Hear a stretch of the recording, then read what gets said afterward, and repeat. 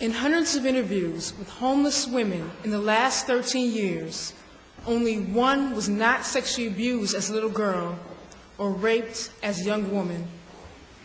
For many of these women, home is a very scary place, a place they have fled. The shelters, ironically, are the first places many of them ever find safety, protection, or comfort. This is a woman's story as she told it. What isn't in the story is the fact that this woman met another woman in a shelter, and they fell in love. And through their love, they both got out of the shelter system.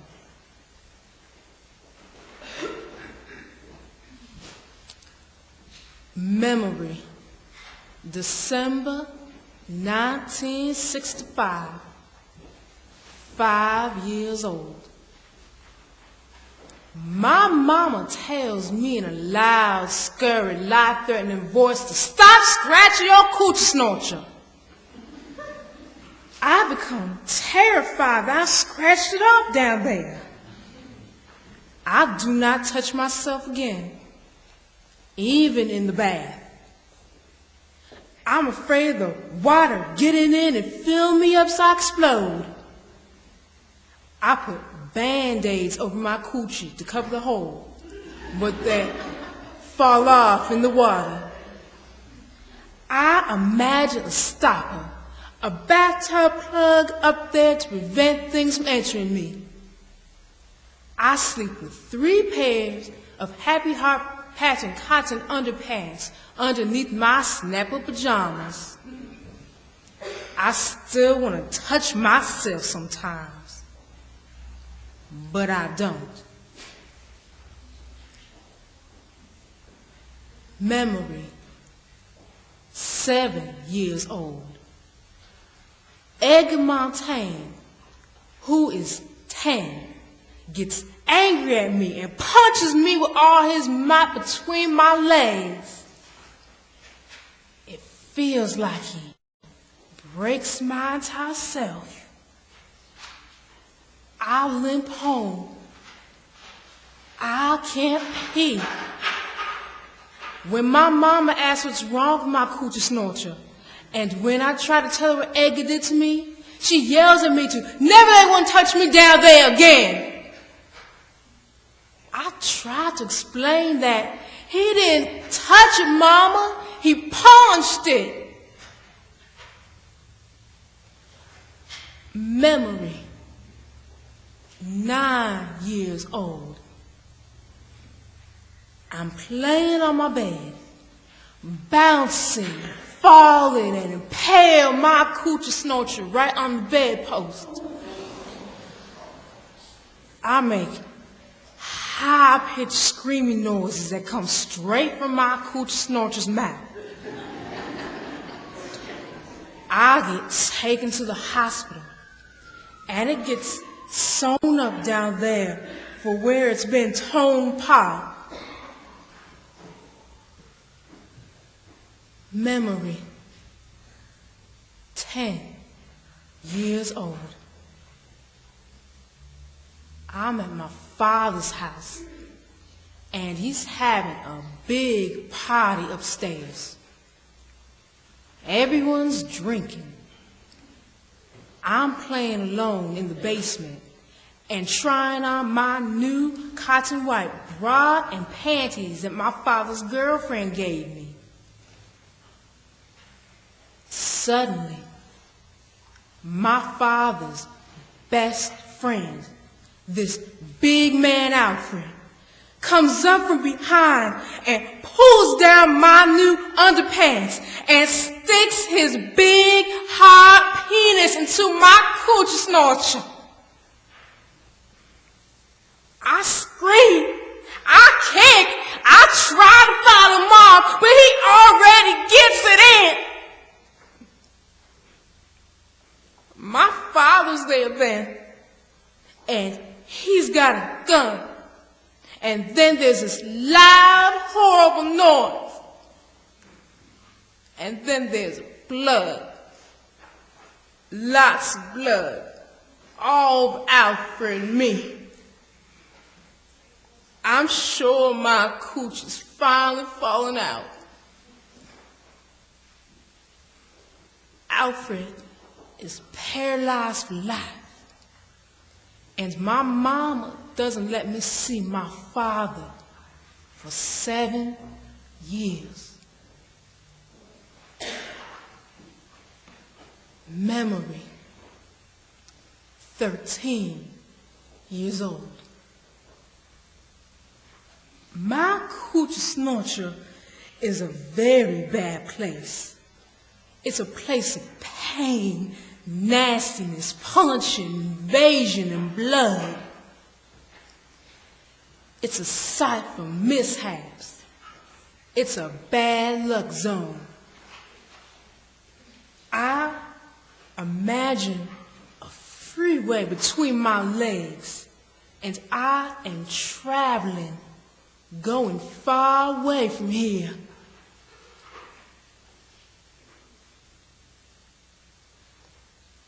Memory, 16 years old.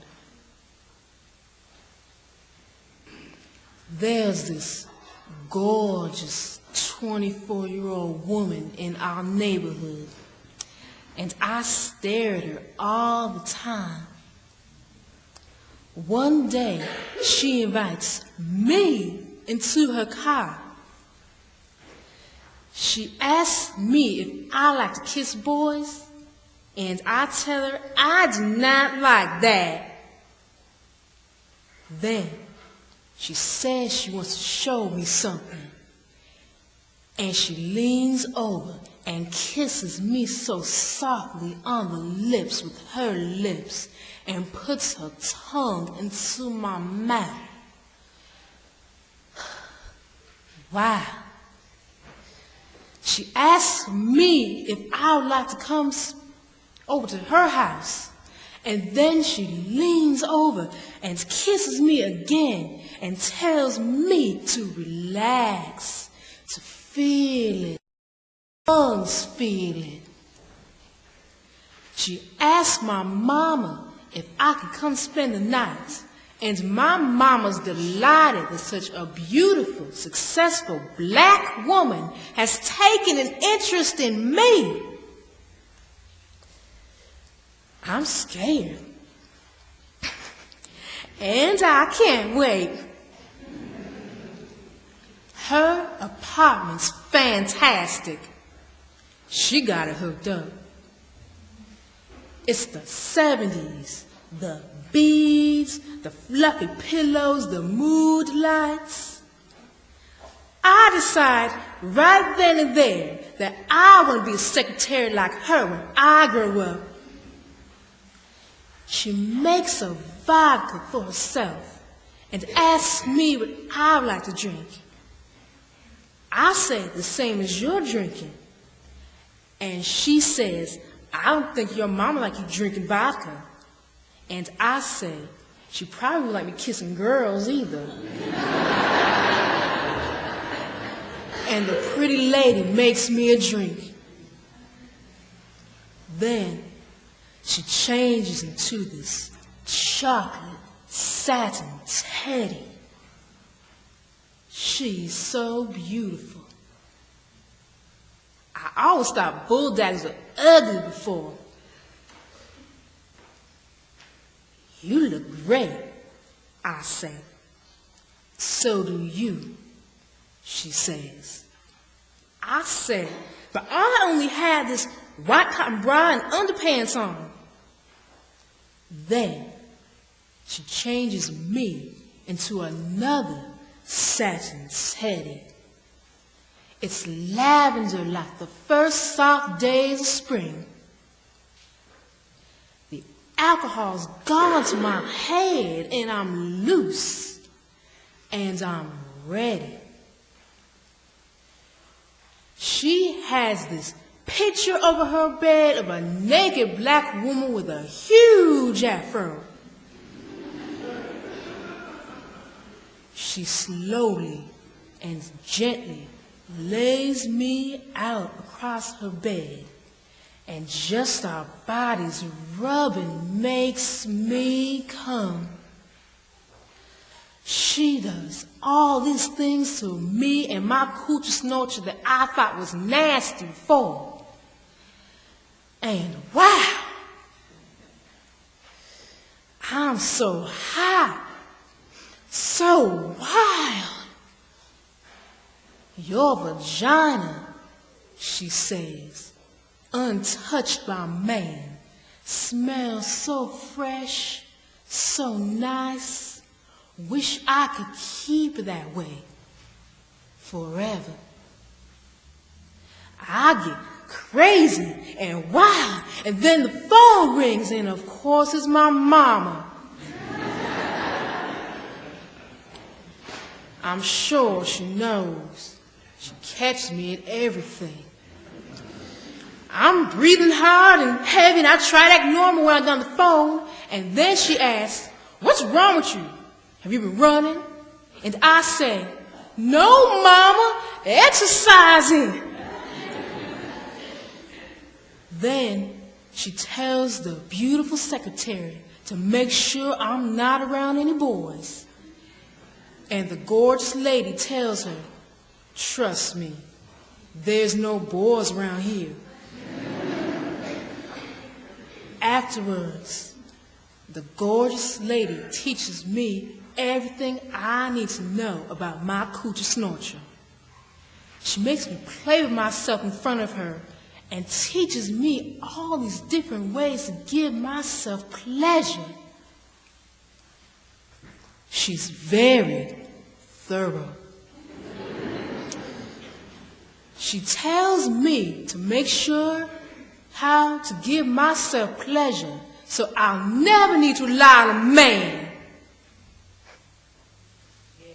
In the morning, I'm afraid I become butch because I'm so in love with her. She laughs, but I'll never see her again. I realized later that she was my surprising, unexpected, and politically incorrect form of salvation. She transformed my sorry-ass Coochi Snorcher and raised it into a kind of heaven